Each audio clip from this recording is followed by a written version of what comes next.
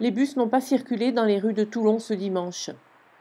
Suite à l'agression d'un des leurs, les chauffeurs ont exercé leur droit de retrait et n'ont pas repris le travail par solidarité avec leurs collègues.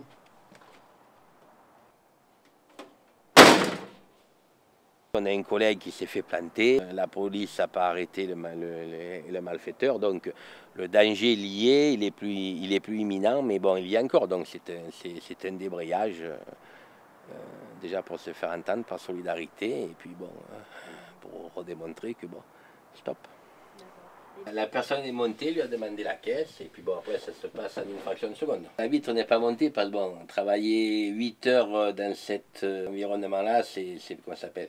C'est déjà un petit peu, on est mis à l'écart, il n'y a plus de relationnel, il n'y a plus rien. Donc on les montre que quand on sent une dangerosité, un mouvement qui va arriver, donc pour notre sécurité, on les met en place. Mais là, il n'y avait rien qui pouvait stipuler de ce problème-là. C'était 19h, c'est pas marqué sur la tête du client qui vient vous braquer. Hein. Donc il était au terminus, il a tapé, la porte était fermée, ils ont ouvert. Ils sont rentrés et puis bon, après tout se passe vite. Hein. Une fraction de seconde, le temps de réagir, de faire ci, même qu'on est tout à portée de main. Il y a la peur qui rentre en jeu déjà et puis après, bon. Maintenant, on vous fera pour 10 euros.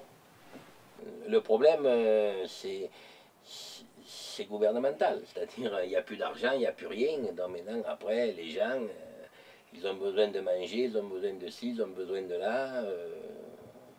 Donc on voit, ils frappent les vieilles, ils leur prennent des sacs. Et ben nous, on est rentré maintenant dans cette catégorie-là avec une augmentation importante du degré d'agression. J'ai été agressé 2 fois. J'ai été agressé tout au début en rentrant dans l'entreprise, quand on faisait encore les services du nocturne et qu'il y avait encore la boîte de nuit aux sablettes. J'ai pris un taquet dans la figure, donc voilà. Donc quand vous approchez d'un client comme ça et qu'il vous en mange de toute sa longueur, et bien quand vous prenez un taquet, vous êtes surpris parce que vous pensez jamais à ce que ça vous arrive, et puis quand vous avez pris, ça va trop vite. Moi j'ai déjà été agressé. Il n'y avait pas les caméras, il n'y avait pas les vitres anti-agression. Et petit à petit, tout se met en place. C'était à l'époque où il n'y avait pas encore autant d'agressions. Moi, j'ai été agressé 2 fois. J'ai été agressé tout au début en rentrant dans l'entreprise, quand on faisait encore les services du nocturne et qu'il y avait encore la boîte de nuit aux sablettes. Et tous les voyages de 18h, 18h20, les bus, ils étaient à bloc. Et puis un soir, il y a eu un contrôle. Et puis bon, ils étaient là, ils se passaient les billets par la fenêtre et tout. Et comment ça s'appelle, je suis passé par-dessus la truc. Bon, j'étais frappé. Donc après, j'ai pu reprendre mon véhicule. Et il y avait des jeunes qui étaient en moto devant. Bon, vous voyez rouge. C'est comme ça, c'est la vie.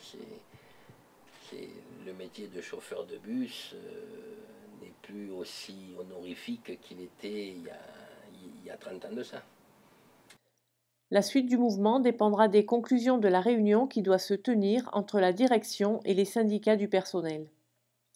Demain, on a une réunion à 14h avec les instances, tous les délégués syndicaux, le CHSCT terrestre, le CHSCT maritime, la direction, M. Chenvar et peut-être des représentants TPM de la Seine. On va discuter d'abord de ceux qui se sont engagés à faire sur la dernière agression.